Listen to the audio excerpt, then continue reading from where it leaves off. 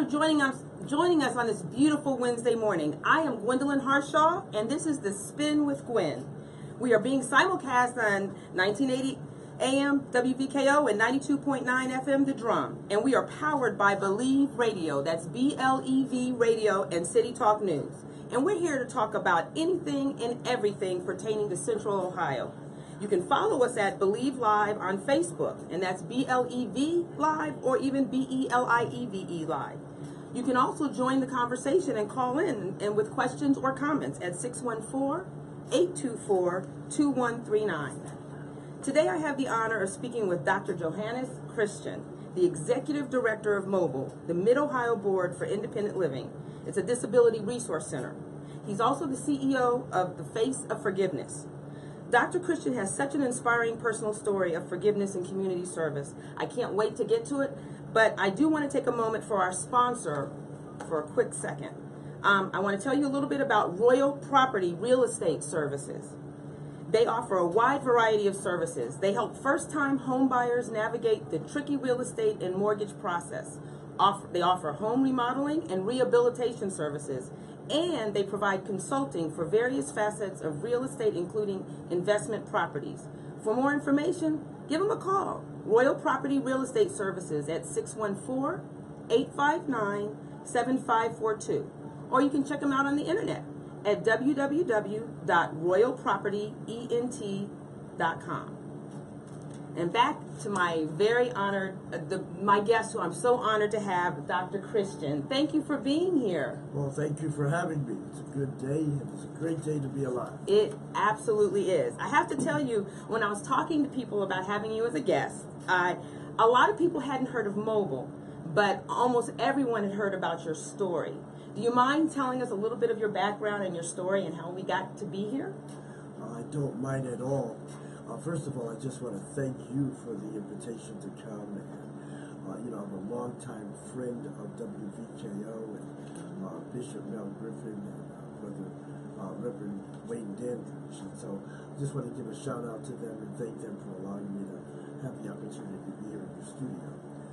Most people, well, a lot of people know my story. I'm the preacher that was traveling on I-70. It's almost 17 years now. Since the incident was driving my car when there were three young boys up on an overpass, and one of them dropped a 8 to 10 pound rock off of the bridge. It came through the windshield of my car, and literally, when it took off the entire face, it broke every bone in my face. I lost my nose and both of my eyes. After 40 surgeries, however, they put me back together, and I love to tell people that I look better than Denzel Washington. That's right. But that's my story, and truly I give God the praise, because they thought that I would die that night. They being the doctors and the nurses. They air-flighted me to Dayton, Ohio, where they did some 40 surgeries to put my face back together. And over a 2-year period of healing and restoration, sometime at a rehab center and nursing home, I was able to return home.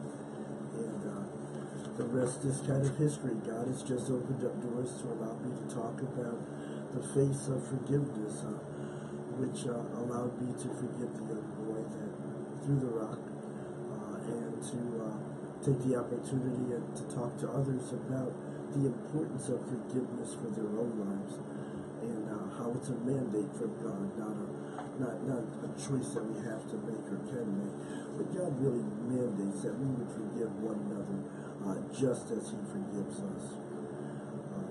Which leads me to, some of what I do. Not only do I talk about bullying and forgiveness, but as a result of being hit with that rock, it gave me a whole new dimension of life. I became blind, which is a form of disability, and suffer from post-traumatic stress as well. And so those changes in my life made my life different. All of a sudden I was more dependent on other people, and was striving to figure out, in the midst of my blindness, how do I make it as an independent person.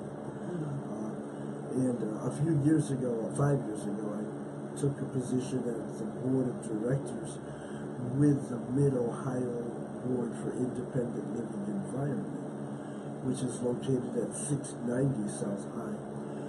I served on that board for 5 years, but it gave me a whole new perspective on life, because I knew when I joined that board that their goal was to help people with disabilities to maintain a quality of life as individuals, to be able to live independently and to work and do as much as they possibly can as an individual. That was new to me because I had the support of my family and friends around me to help me as I transitioned from being sighted to non-sight. But as I joined Mobile, I found that there was more and more that I could do independently on my own.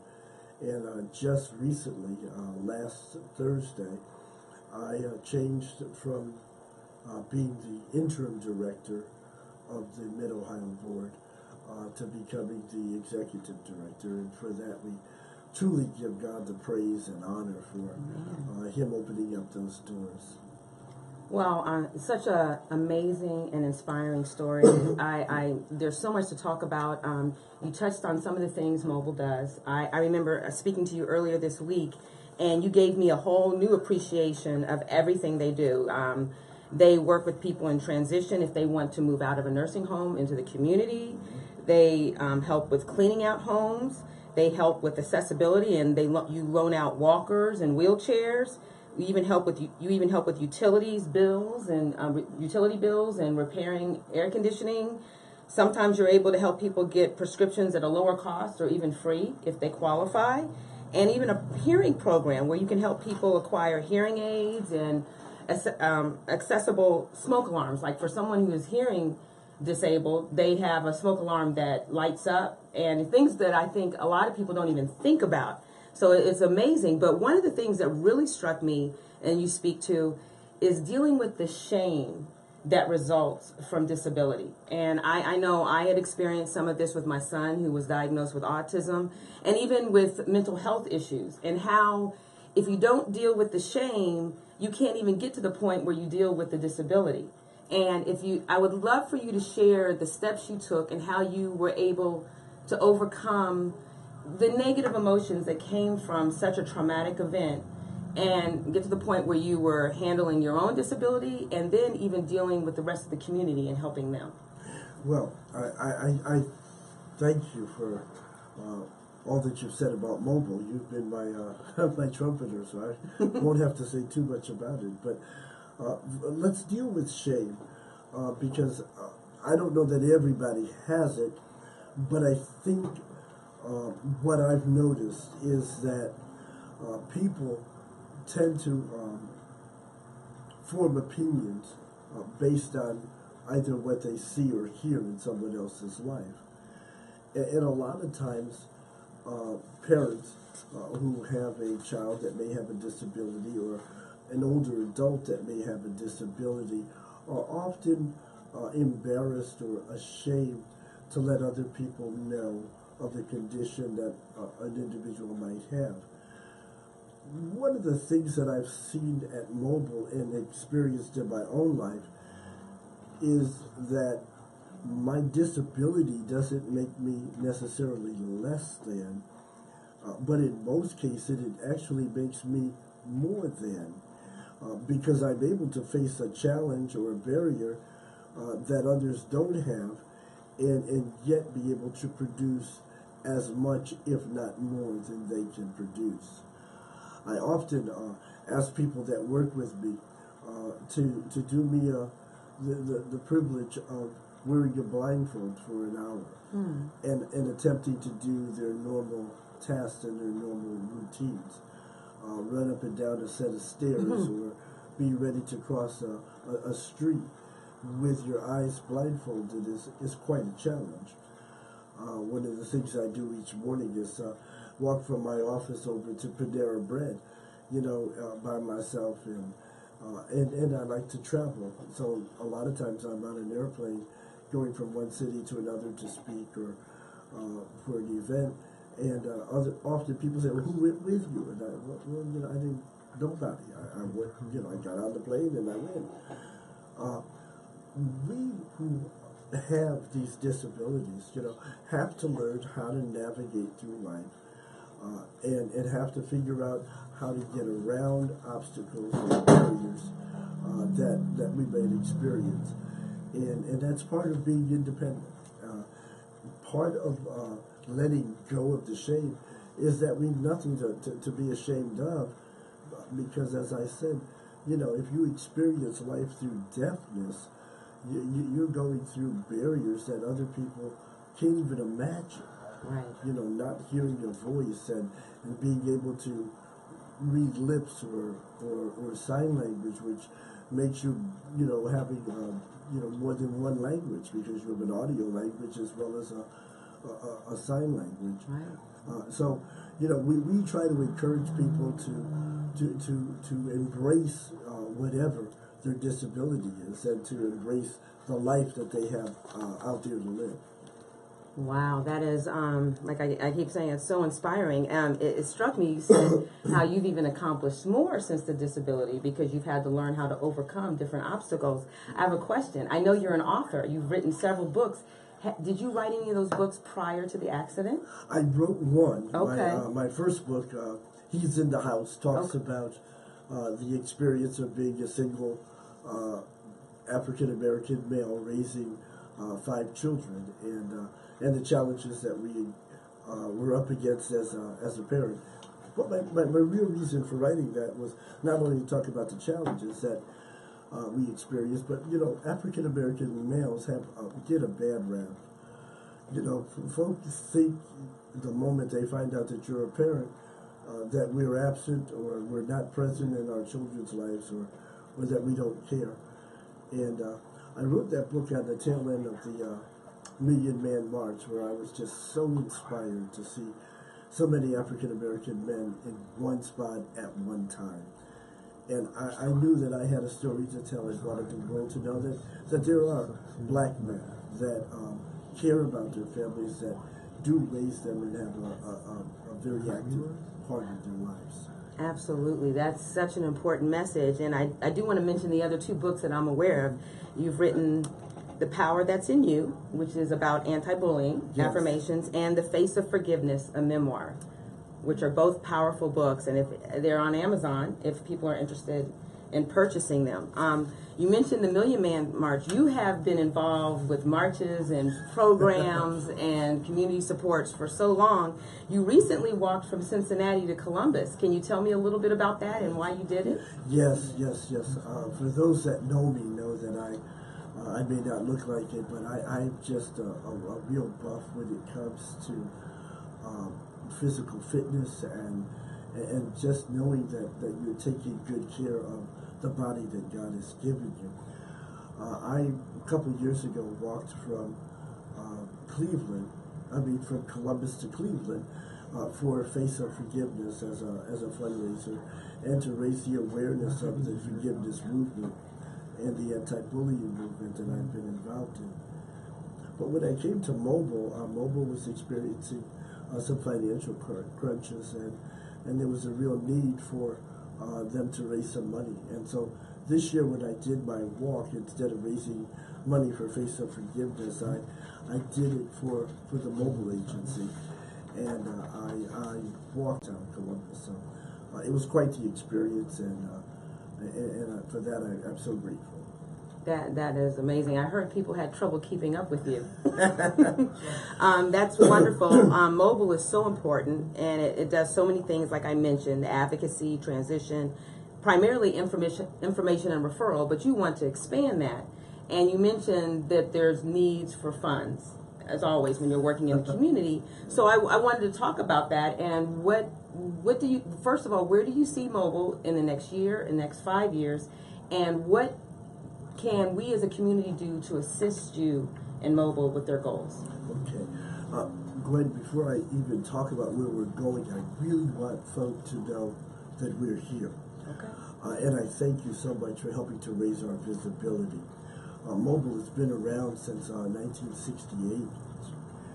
It is at the We sit at 690 South High, right off of downtown.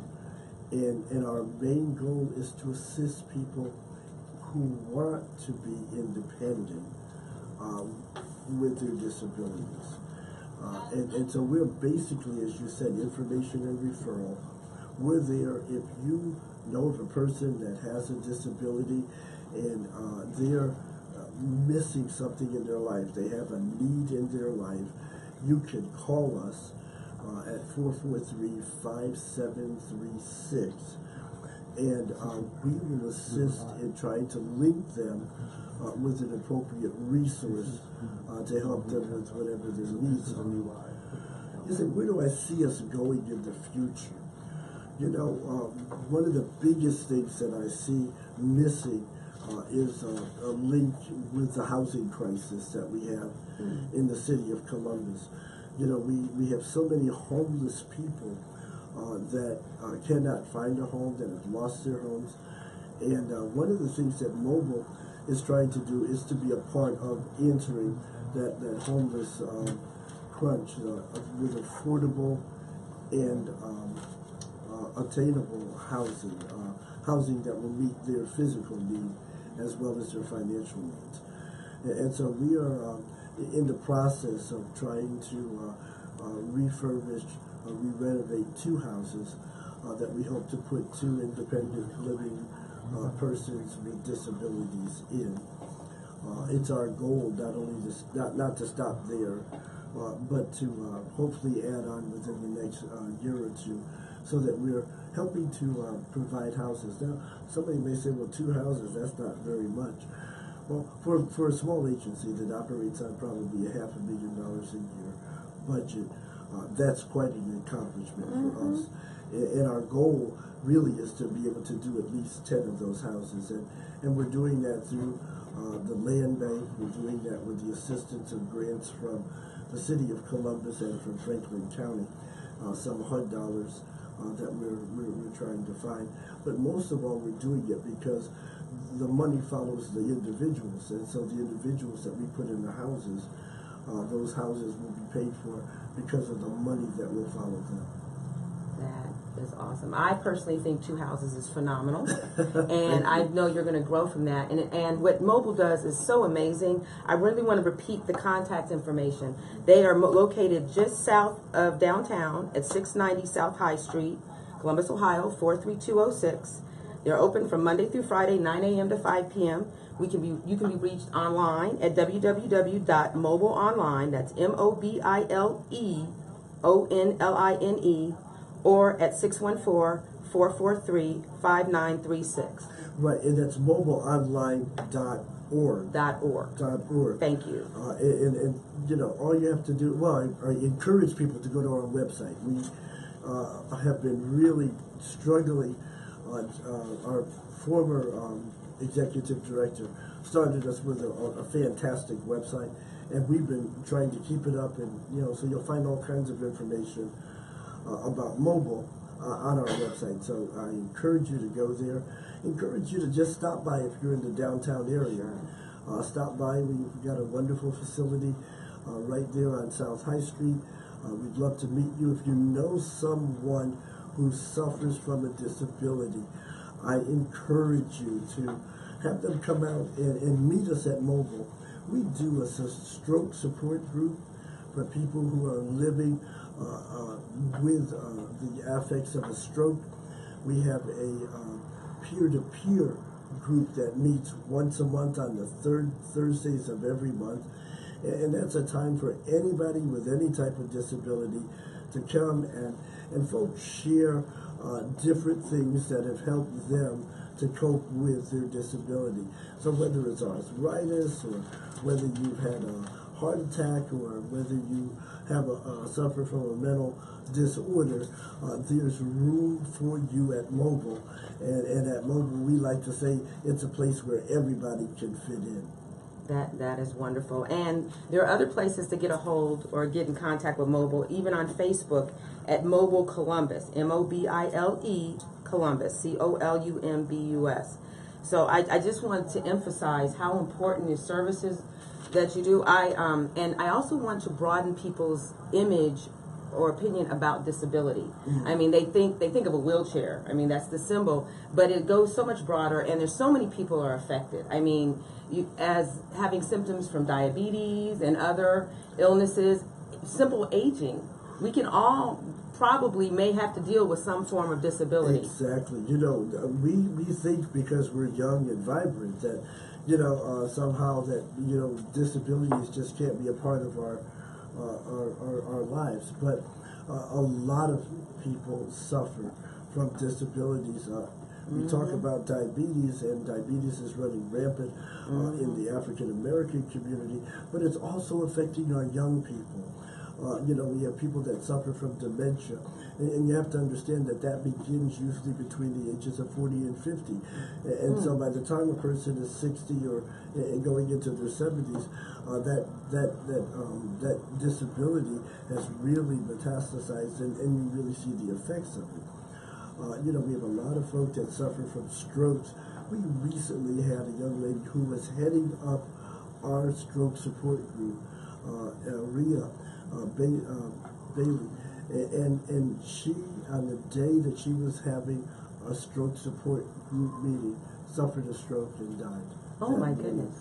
And Rhea had been battling with the remnants of her stroke since she was in her 20s.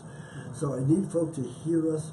You know, one of the things I've noticed is that in our community, you know, we tend to want to push people back and hide them. You know, I've been a part of the church community all my life, and I've noticed that, you know, if a person has a stroke, you know, we show a lot of concern at the time that they've had the stroke, but as time passes by, you know, I've noticed that those folk don't return to the church. They end up sitting at home. You know, people don't go by to visit them. They don't go by to pick them up and bring them out. And so their world becomes smaller and smaller. I know from personal experience when I lost my sight, you know, had it not been for people like Wayne Dandridge and Pastor Melvin Griffin, Mel Francis, you know, ministers that really took the time to come by and fellowship with me and make sure I was doing okay, or make sure, like Pastor Randolph, they'd come by and pick me up because they knew I couldn't drive and couldn't get from place to place. You know, sometimes folk do that at the onset, but as time goes on, you sort of lose those individuals because it's a lot of work to support people with disabilities. Such an amazing message. I want to let everyone know that they're listening to The Spin with Gwen, and I want to thank them for watching and listening. You can go to Facebook and the Twitter page at BLEV614. That's BLEV614. And you can also send us your requested topics, comments, and make sure you follow us and hit that like button to subscribe. So you answered a lot of my questions, and you've given me so much to think about. So what is your favorite thing that you think mobile will be able to do in the future, or the near future even? Wow. You know, that's a loaded question. Yes, it is. I want mobile to grow. I want folk to know that we're here and that we support the community that we're a part of. You know, the thing about disabilities is that not just a black thing, it's not just a white thing, it's not a rich or a poor thing. It's something that affects every part of our community. And so where I want mobile to be a year from now, one, I want folk to know that we're there, and that when they hear that name, that it's not the best kept secret in the city of Columbus, but folk will know that we're there and we service people with disabilities. We're concerned. We just came out of an 8-session symposium that we did this summer for our youth, and it was spectacular. You know, we did it and served 5 different areas. We helped young folk to know about the importance of saving and money management. We did their personally encouraged them to how they looked at themselves. We talked about their educational endeavors, and you know, these were things that are important to people, but especially the young folk that had some type of disability. So where we're going in the future, we want to service folk in every way possible that mobile can, whether it be through our lending library that we do with durable medical equipment, or whether it's our deaf and hearing program that is run from funds from Franklin County, or whether it's just providing housing lists to help people be able to find houses in their community that are accessible and affordable.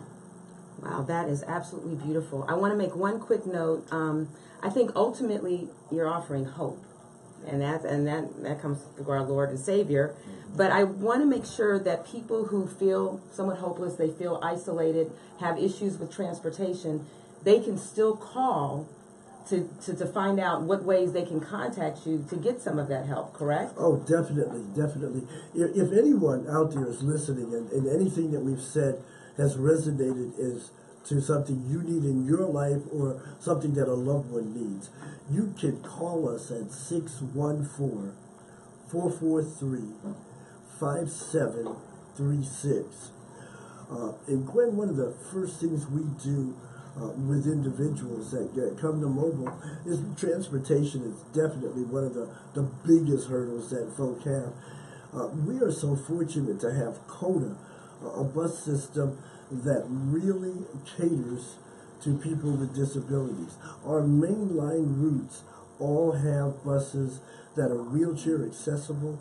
They offer discounted rates for people who are suffering with disabilities, and we have CODA Mainstream, which offers a door-to-door service for people with disabilities.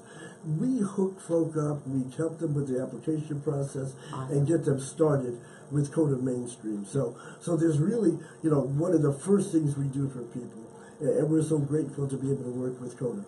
That is so good to know. I want to repeat the phone number so people can reach you when they need to. It's 614-443-5936. You're also on the web, www.mobileonline.org, and Facebook, and Mobile Columbus on Facebook. And I just want to make a quick programming note. You're listening to The Spin with Gwen.